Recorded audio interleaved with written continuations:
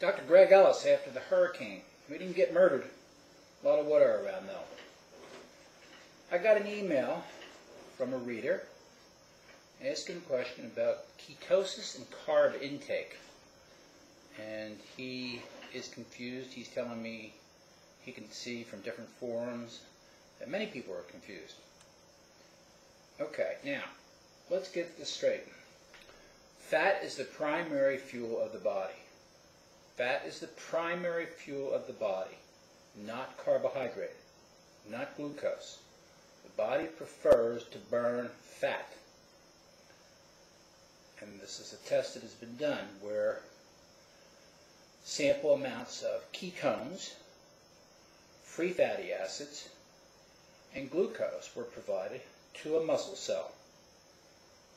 Now this was not a muscle cell that was adapted to fat use, because that makes a big difference. It was a muscle cell adapted to carbohydrate use.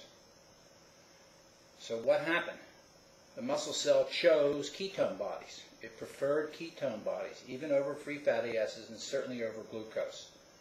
More than 80% of the fuel chosen was fat, whereas only about 4% glucose was chosen. Now, there is this notion that there are cells that are obligatory glucose users. They can't use anything else, such as red blood cells and the brain. And it may be true about the red blood cells, but it's certainly not true about the brain. The brain can readily burn ketones. It prefers that. That's why you see the ketogenic diet being used in epilepsy. It just almost eradicates it, because the cells are now getting what they want. So again, we have evolved for 2 million years on a high meat diet, meat and fat, very, very little carbohydrate. You don't need any carbohydrate at all in your diet. You don't need 1 gram whatsoever. If you want to go zero carb, you can go zero carb. And then the body will begin to very aggressively produce ketone bodies once you cut your carbs out. It takes about 12 days to really get up there, but I think up even 6 months before you fully adapt to that, because you've got to develop the enzymes inside the cells that process the ketone bodies and turn them into energy. And that takes a little bit of time. So you don't need any carbohydrate at all. The brain will run very well and even better on ketones than it would on glucose. For what glucose you have to make, your body has a pathway called gluconeogenesis. That's the manufacture of new carbohydrate from other substances, such as lactate and glycerol. This is a built-in process. It doesn't take work. It's not demanding. It's there. It's already working for you. So you just have to let it turn on. And you do that by getting rid of glucose. You don't need any glucose to operate efficiently.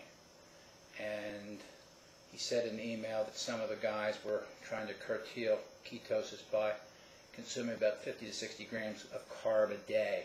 That won't curtail ketosis. That's not enough. You probably have to go over 100 to 115 grams of carb a day to shut down ketosis. And so they're still okay.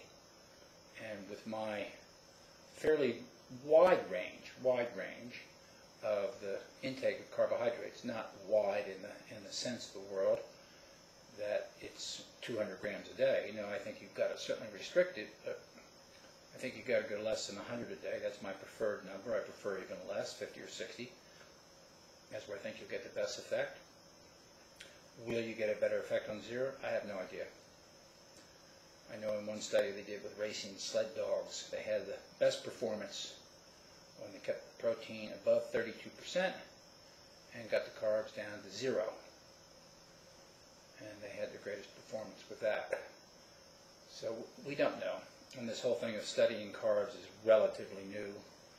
And the guys that are doing some pretty aggressive work today aren't even aware of the older literature that I wrote about in my books. They're reinventing the wheel, but that happens in science. So that's where we are on ketones. So don't fear ketones at all. And Of course, you'll be told to fear them. Your physicians will tell you to fear them because there's two types of ketones, or ketosis. There's pathological, and there's physiological. Pathological being when you're diabetic and the ketone levels rise too high, and the normal way the body controls the production of ketones is because the pancreas secretes some insulin to shut down the release of free fatty acids, because they're the source of the ketones. Free fatty acids from your adipose tissue go to your liver, and they're broken down and then repackaged to 2 carbons put together for 4 carbons. That's what a ketone is, a 4-carbon molecule. So that's the take on ketones, and you'll make all the glucose you need for any of the obligatory glucose users. So don't even worry about it. You'll be much happier, much healthier when you get into ketosis. Okay, I'm Dr. Greg Ellis.